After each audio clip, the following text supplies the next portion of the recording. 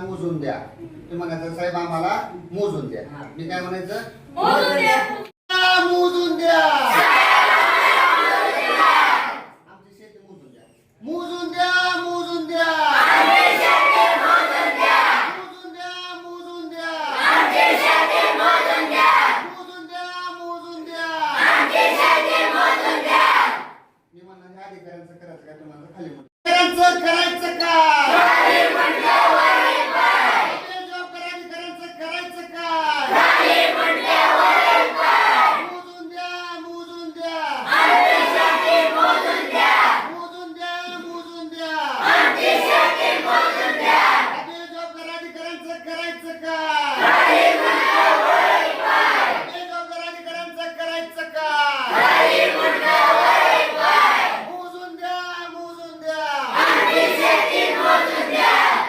नाव आहे काय मागणी?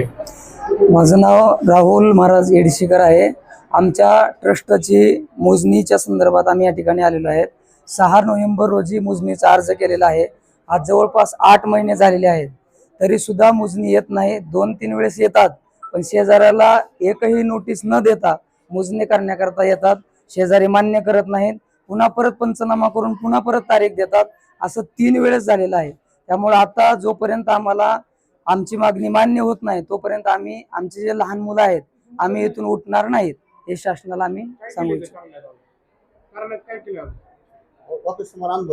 आंदोलन आणि ह्या जिल्हा भूमी अभिलेखचा कान असून आंधळ्याची आणि डोळे असून बहिऱ्याची भूमिका ह्या ऑफिस मध्ये घेतली जाते. अनेक शेतकरी मोजणीसाठी हेलपाटा मारतात. तुम्ही अति तातडीची घ्या, मध्यम घ्या किंवा साधी घ्या, इथं जे टाइम लागायचा तो टाइम लागतोच.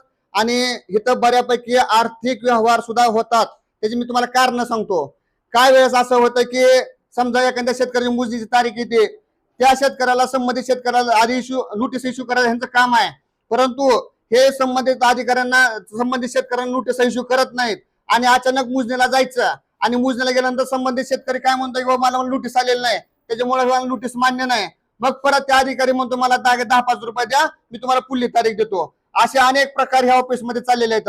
जर ह्या ऑफिसवर जे संबंधित गुन्हे हे आहेत, दोषी आहेत, कोण नोटीस इश्यू करत नाही किंवा कोण नोटीस काढत नाही, ह्यांच्यावर जर कारवाई नाही झाली तर आम्ही इथून हे सगळी मुलं आम्ही आता इथंच आमचे काय आश्रम जे आहे का त्यात आमचं भूमी अभिलेखच ऑफिस हे आमचा आश्रम आहे. आता आम्ही इथं हलणार नाही जोपर्यंत आमचे ह्या संबंधित कोण अधिकारी आहेत आम्हाला ज्यांनी फसवले त्यांच्यावर कारवाई होत नाही तोपर्यंत आम्ही इथले एक पण माणूस उठणार नाही. आर्थिक व्यवहार सगळ्याकडूनच होतोय की साहेब? मला सांगा तुम्हाला फसवायचं का फसवायचंय?